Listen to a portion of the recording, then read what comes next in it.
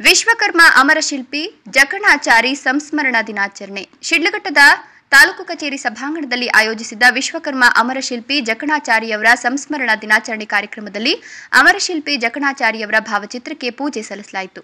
ಶಿಲ್ಪಕಲೆಗೆ ಜಕಣಾಚಾರಿಯವರು ನೀಡಿರುವ ಕೊಡುಗೆ ಅಪಾರ.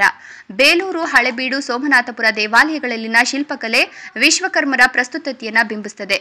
ನಶಿಸಿ ಹೋಗ್ತಿರುವ ವಿಶ್ವಕರ್ಮರ ಕುಲಕಸಬುಗಳನ್ನು ಮುಂದಿನ ಪೀಳಿಗೆಗೆ ಉಳಿಸಿ ಬೆಳೆಸಿ ಮುಂದುವರಿಸ ಎಲ್ಲರೂ ಪ್ರಯತ್ನಿಸಬೇಕು ಅಂತ ತಹಶೀಲ್ದಾರ್ ಬಿಎನ್ ಸ್ವಾಮಿ ತಿಳಿಸಿದರು. ತಾಲೂಕು ಕಚೇರಿ ಸಭಾಂಗಣದಲ್ಲಿ ರಾಷ್ಟ್ರೀಯ ಹಬ್ಬಗಳ ಆಚರಣಾ ಸಮಿತಿ ಹಾಗೂ ಶಿಡ್ಲಘಟ್ಟ ತಾಲೂಕು ಆಡಳಿತ ವತಿಯಿಂದ ವಿಶ್ವಕರ್ಮ ಅಮರಶಿಲ್ಪಿ ಜಕಣಾಚಾರಿಯವರ ಸಂಸ್ಮರಣಾ ದಿನಾಚರಣೆ ಕಾರ್ಯಕ್ರಮದಲ್ಲಿ ಅವರು ಮಾತನಾಡಿದರು.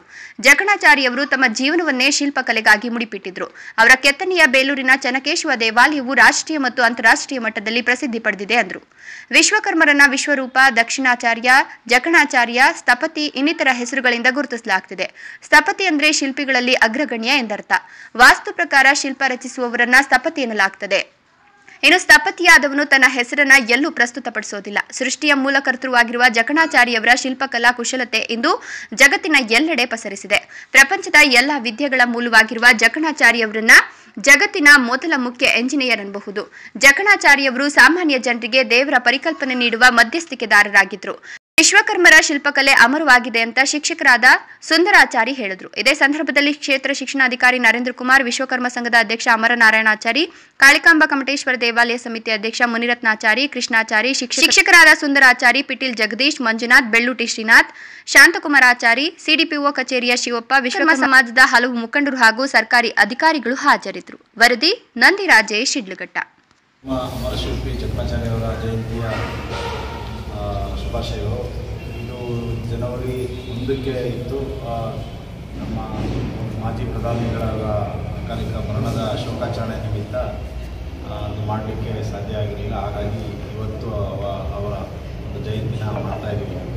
ಸೊ ಎಲ್ಲರೂ ಕೂಡ ಮತ್ತೊಮ್ಮೆ ಜಯಂತಿ ಶುಭಾಶಯಗಳಲ್ಲಿ ಹೇಳ್ತಾ ಅವರ ಸಾಧನೆನ ಈಗಾಗಲೇ ನೀವೆಲ್ಲರಿಗೂ ಹೇಳಿದ್ದಾರೆ. ಸೊ ಪ್ರತಿ ವ್ಯಕ್ತಿನೂ ಕೂಡ ಒಬ್ಬ ಶಿಲ್ಪಿ ಆಗ್ಬೋದು, ವೈದ್ಯ ಆಗ್ಬೋದು, ಅವನ ಕಸುಬು ಮುಖ್ಯ ಅಲ್ಲ. ಆ ಕಸುಬಿಂದ ಎಷ್ಟು ವಿಖ್ಯಾತಿ ಆಗ್ತಾನೆ, ಎಷ್ಟು ಶ್ರದ್ಧೆ ಭಕ್ತಿಯಿಂದ ಒಂದು ಕೆಲಸದಲ್ಲಿ ತೊಡ್ಕೊತಾನೆ ಅನ್ನೋದು ಇಂಪಾರ್ಟೆಂಟು. ಆಗ ಮಾಡಿದಾಗ ಒಬ್ಬ ಸಣ್ಣ ಕೆಲಸಗಾರನೂ ಕೂಡ ಇವತ್ತು ಕೂಡ ಹಲವಾರು ಶತಮಾನಗಳ ನಂತರನೂ ಕೂಡ ಅವ್ರನ್ನ ನೆನಪು ಮಾಡಿ ಸರ್ಕಾರ ಅವರ ಜಯಂತಿ ಆಚರಣೆ ಮಾಡ್ತಾ ಇದ್ದೀವಿ ಅಂತಂದರೆ ಆ ಕೆಲಸದಿಂದ ಅದು ಪ್ರಖ್ಯಾತಿ ಅಲ್ಲ, ಅವರ ಒಂದು ಶ್ರದ್ಧೆ ಭಕ್ತಿಯಿಂದ ಅವರು ಮಾಡಿದಂಥ ಸಾಧನೆಯಿಂದ ಇವತ್ತು ಪ್ರಖ್ಯಾತಿ. ಇವತ್ತು ಜಗತ್ತಿನಲ್ಲಿ ಹಲವಾರು ವಿದೇಶಿಯರು ಆ ಸ್ಥಳಗಳನ್ನ ಭೇಟಿ ಮಾಡ್ತಾ ಇದ್ದಾರೆ. ಎಷ್ಟೋ ದೇಶದ ಒಂದು ಜನರು ಬಂದು ಅದನ್ನು ಅಧ್ಯಯನ ಮಾಡ್ತಾ ಇದ್ದಾರೆ. ಹೇಗೆ ಅದು ವಿನ್ಯಾಸ ಮಾಡಿದ್ದಾರೆ, ಯಾವ ರೀತಿ ಮಾಡಿದ್ದಾರೆ ಅಂತ.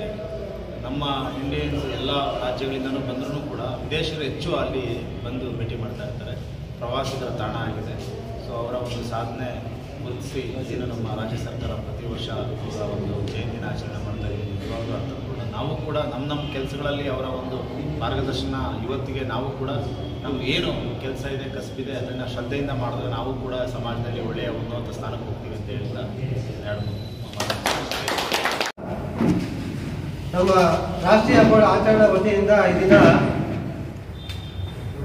ಇದು 1ನೇ ತಾರೀಕು ನಾವು ಆಚರಣೆ ಮಾಡಬೇಕಾಗಿತ್ತು.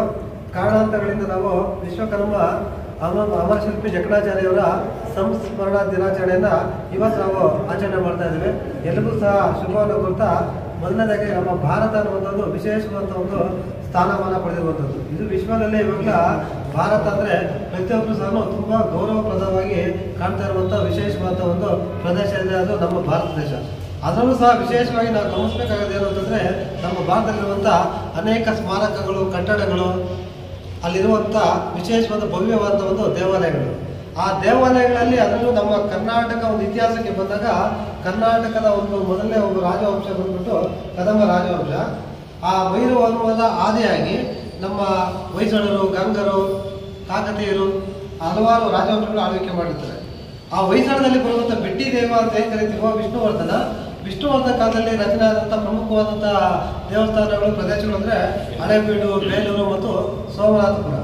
ಆ ಸೋಮನಾಥಪುರದಲ್ಲಿರುವಂಥ ಒಂದು ಭವ್ಯವಾದ ಒಂದು ಏನು ವಾಸ್ತುಶಿಲ್ಪ ಇದೆಯೋ, ಆ ವಾಸ್ತುಶಿಲ್ಪಕ್ಕೆ ಪೂರ್ಣವಾದ ಒಂದು ಮೆರುಗನ್ನು ಕೊಟ್ಟಂಥ ಮಹಾನ್ ಒಂದು ಶಕ್ತಿ ಅಂತಂದರೆ ಅಮರಶಿಲ್ಪಿ ಜಕಣಾಚಾರ್ಯರು. ಸಹ ವಿಗ್ರಹಗಳ ಮೇಲೆ ತುಂಬಾ ಒಂದು ಆಸಕ್ತಿ ಜಾಸ್ತಿ ಇರುತ್ತೆ. ಅವರು ಸಹ ವಿಗ್ರಹ ಕಲಿತಾ ಚೆನ್ನಾಗಿ ಕಲ್ತ್ಕೊಂಡಿರ್ತಾರೆ. ಅವರು ಸಹ ಕಲ್ತ್ಕೊಂಡು ಆದ್ರೆ ಅವ್ರು ಏನ್ ಮಾಡ್ತಾರೆ, ಅಪ್ಪನ ಒಂದು ಜ್ಞಾಪಕ ಮರ್ತ್ಕೊಳ್ತಾರೆ. ಅವರು ಅಪ್ಪ ಇದ್ರ ಬಗ್ಗೆನೇ ಗಮನ ಕೊಟ್ಟಿರ್ತಾರೆ. ಯಾವಾಗ ಅವ್ರು ಬರ್ತಾ ಅವರು ಬೇಲೂರಿಗೆ ಬರ್ತಾರೋ, ಬೇಲೂರಿಗೆ ಬಂದಾಗ ಏನಾಗುತ್ತೆ, ವಿಗ್ರಹಗಳನ್ನು ಮಾಡ್ಬೇಕಾದಾಗ ಈಗಲೂ ಸಹ ವಿಗ್ರಹ ಚೆನ್ನಾಗಿ ಮಾಡ್ತಾ ಅಂತ ಹೇಳ್ಬಿಟ್ಟು ಬಿಟ್ಟಿದ್ದೆ ಅವರಿಗೆ ಗೊತ್ತಿರುತ್ತೆ. ಅದಕ್ಕೆ ಅವ್ರು ಪರ್ಮಿಷನ್ ತಗೊಂಡು ನಾನೆಲ್ಲ ನಮ್ಮದು ವಾಸ್ತುಶಿಲ್ಪ ನೋಡ್ಬೇಕು ಅಂತ ಹೇಳ್ಬಿಟ್ಟು ಹೊರಗಡೆ ಪರ್ಮಿಷನ್ ತಗೊಂಡು ಬಂದಾಗ ಆ ಗರ್ಭಗುಡಿಯಲ್ಲಿ ಇದ್ದಂಥ ಒಂದು ರೆಡಿಯಾಗಿ ಸಿದ್ಧ ಇರಬೇಕು ಅದು. ಆ ಒಂದು ಚೆನ್ನಕೇಶ್ವರ ವಿಗ್ರಹವನ್ನು ನೋಡಿದಾಗ ಇಲ್ಲಿ ಲೋಪ ಇದೆ ಅಂತ ಹೇಳ್ಬಿಟ್ಟು ಹೇಳ್ತಾರೆ ವೆಂಕಟಾಚಾರ್ಯ. ಆ ಜಗನ್ನಾಚಾರ್ಯ ಲೋಪ ಇದೆಯಾ, ನಾನು ಇಷ್ಟು ವರ್ಷಗಳಿಂದ ನಾನು ಇದರ ಸಾಧನೆ ಮಾಡಿದ್ದೇನೆ, ಇದು ನನಗೆ ಲೋಪ ಇದೆ ಅಂತಂದ್ರೆ ಆಗ ಅಕಸ್ಮಾತ್ ಅಲ್ಲಿ ಲೋಪ ಏನಾದ್ರು ಗೊತ್ತಾಯ್ತು ಅಂತಂದ್ರೆ ನಾನು ಹಾಗೆ ಆ ಕ್ಷಣ ನಾನು ಬಲಗೈಗೆ ಕಟ್ ಮಾಡ್ಕೊಳ್ತೀನಿ ಅಂತ ಹೇಳ್ಬೇಕಂದ್ರೆ, ಚಿಕ್ಕದಾಗಿ ನಮ್ಮ ತುಮಕೂರಿನ ಹತ್ತಿರದಲ್ಲಿರುವಂಥ ಕೈದಾಳ ಅಂತ, ಈಗಿರುವಂಥ ಕೈದಾಳ, ಹಿಂದೆ ಅದನ್ನ ಕ್ರೀಡಾಪುರ ಅಂತ ಕರೀತಾ ಇದ್ರು. ಅಂತ ಒಂದು ಕ್ರೀಡಾಪುರದಲ್ಲಿದ್ದಂಥ ಜಕಣಾಚಾರ್ಯ ಅವರು ಮದುವೆ ಆಗ್ತಿದೆ. ಛಾಯಾದೇವಿ ಅನ್ನುವಂಥ ಒಬ್ಬ ಮಹಿಳೆಯನ್ನು ಮದುವೆ ಆಗ್ತಿದೆ. ಆದರೆ ಅವರು ಹಿಂಗೆ ಕೌಟುಂಬಿಕದಲ್ಲಿ ಏನೋ ಭಿನ್ನಾಭಿಪ್ರಾಯ ಬಂದು ಅವ್ರೇನು ಮಾಡ್ತಾರೆ, ತುಂಬ ಇಂಟ್ರೆಸ್ಟ್ ಇದ್ದಿದ್ದು ಈ ವಾಸ್ತುಶಿಲ್ಪದಲ್ಲಿ ವಿಗ್ರಹಗಳನ್ನು ಮಾಡೋದ್ರಲ್ಲಿ. ಅದಕ್ಕೆ ಅವರು ಬೇರೆ ಕಡೆಗೆ ಹೊರಟೋಗ್ತಾರೆ. ಹೋಗ್ಬೇಕಾದಾಗ ಯಾರೋ ಒಂದು ದೇವಾಲಯ ನಿರ್ಮಾಣ ಮಾಡ್ತಾ ಇರ್ತಾರೆ. ಇವ್ರು ಸಹ ಅಲ್ಲಿ ಹೋಗೋಣ ಅಂತ ಹೇಳ್ಬಿಟ್ಟು ನೋಡೋಣ ಅಂತ ಹೇಳ್ಬಿಟ್ಟು ಆ ದೇವಾಲಯದ ಒಂದು ಸ್ಥಳ ಇರುವಂಥದ್ದು ಸೋಮನಾಥ. ಅಲ್ಲಿರುವಂಥ ವಿಷ್ಣುವರ್ಧನ ಬಂದ್ಬಿಟ್ಟು ನಮಗೊಂದು ದೇವಸ್ಥಾನ ಮಾಡ್ಕೊಡ್ಬೇಕು ಅಂತ ಹೇಳಿದಾಗ ಬೇಲೂರಿಗೆ ಬರ್ತಾರೆ. ಬೇಲೂರಲ್ಲಿ ಒಂದು ಸುಂದರವಾಗಿರುವಂಥ ಒಂದು ಹೇಗಿತ್ತು ಅಂದರೆ ನಭೂತೋ ನಭವಿಷ್ಯತೆ ಅನ್ನುವಂಥ ಒಂದು ವಿಶೇಷವಾದಂಥ ಒಂದು ದೇವಾಲಯವನ್ನು ನಿರ್ಮಾಣ ಮಾಡ್ತಾರೆ. ಆ ನಿರ್ಮಾಣ ಮಾಡಬೇಕಾದಾಗ ಅಲ್ಲೊಂದು ಚೆನ್ನಕೇಶವ ಒಂದು ವಿಗ್ರಹವನ್ನು ಕೆತ್ತನೆ ಮಾಡ್ತಾರೆ. ತುಂಬ ಅದ್ಭುತವಾಗಿರುತ್ತೆ. ಅದೇ ಸಮಯದಲ್ಲಿ ಏನು ಈ ವೈವಾಹಿಕ ಒಂದು ದಾಂಪತ್ಯದಿಂದ ಹೊರಗಡೆ ಬಂದಿರ್ತದೋ ಅಲ್ಲಿ ಆ ಛಾಯಾದೇವಿ ಅನ್ನುವಂಥ ಅವ್ರ ಹೆಂಡತಿಗೆ ಒಂದು ಮಗು ಆಗಿರುತ್ತೆ. ಅವರ ಹೆಸರು ಜಕಣಾಚಾರ್ಯ ಅಂತ. ಅವರು ಸಹ ಕಾರಣಾಂತರಗಳಿಂದ ಏನು ಮಾಡ್ತಾರೆ, ಯಾಕಮ್ಮ ನಮ್ಮಪ್ಪ ಇಲ್ಲ, ಎಲ್ಲರೂ ನೋಡಿದ ಊರಲ್ಲೆಲ್ಲ ಸಹ ನಮ್ಮ ಅಪ್ಪ ಇಲ್ಲ ಅಂತ ಹೇಳ್ಬಿಟ್ಟು ತುಂಬ ಕೆಟ್ಟದಾಗ ಮಾತಾಡ್ತಾ ಇದ್ರಲ್ವ ಅಂತ ಹೇಳಿದಾಗ, ಇಲ್ಲಪ್ಪ ಹಿಂಗೆ ಆಯ್ತು ಅಂತ ಹೇಳ್ಬಿಟ್ಟು ಅವರು ವಾಸ್ತವ ಸ್ಥಿತಿನ ಹೇಳಿದಾಗ, ಆಯ್ತು ನಮ್ಮ ಅಪ್ಪನ ಕರ್ಕೊಂಡ್ಬರ್ತೀನಿ ಅಂತ ಹೇಳ್ಬಿಟ್ಟು ಅವ್ರು ಬರ್ತಾರೆ. ಯಾರು ಬೇರೆಯವ್ರೆ ಮಾಡ್ತಾ ಇರ್ತಾರೆ, ಇವನ್ನೆಲ್ಲ ಪಕ್ಕದ ಚಿಕ್ಕದಾಗ ಒಂದು ಕೈ ಬಿಟ್ಟು ಇವ್ರು ಮಾಡಪ್ಪ ಅಂತ ಹೇಳ್ಬಿಟ್ಟು ಕೊಟ್ಟಿರ್ತಾರೆ.